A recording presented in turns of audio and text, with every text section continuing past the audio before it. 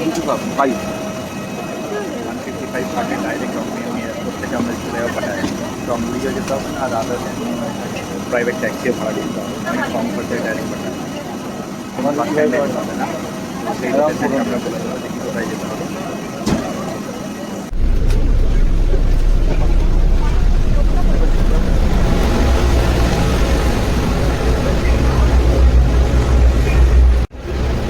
আমরা এবারে টনগান এয়ারপোর্টে ঢুকছি, বাস থেকে নেমে গেলাম, প্রায় অ্যারাইভেল সে করলাম।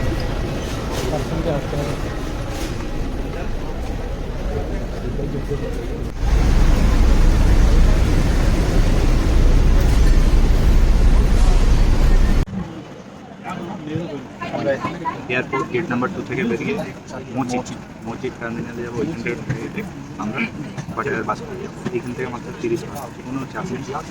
এয়ারপোর্ট থেকে বেরিয়ে লেফট সাইডে বাস টার্মিনাল করে দিয়েছে, বাস টার্মিনালে উঠে আরামসে বাসের জন্য দাঁড়াবে। A1 বাস আছে, A1 বাসে উঠে যাবে, উঠে গিয়ে ডাইরেক্ট মসজিদের লাস্ট টার্মিনালে নেমে যাবে, 30 ঘাট করে নেবে।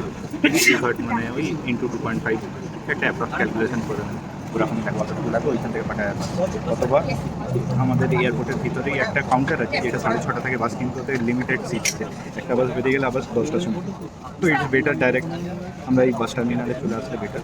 তো বাস টার্মিনালটা খুবই সুন্দর, মানে লোকজনও কম, যে অনেক ভিড় ওরকম না, পরস্পর বাস আছে চাপ।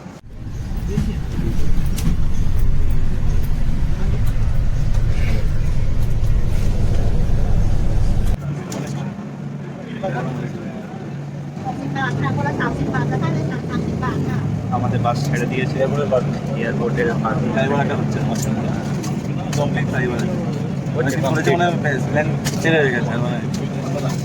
আমাদের টিকিট কাটতে হবে।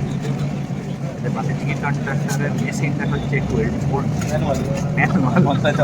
আমাদের আধা গেট একটু বেশি, আমাদের মেশিন আছে, মেশিন নিয়ে হাতে কাটা বক্সে দেখাচ্ছি আপনারা।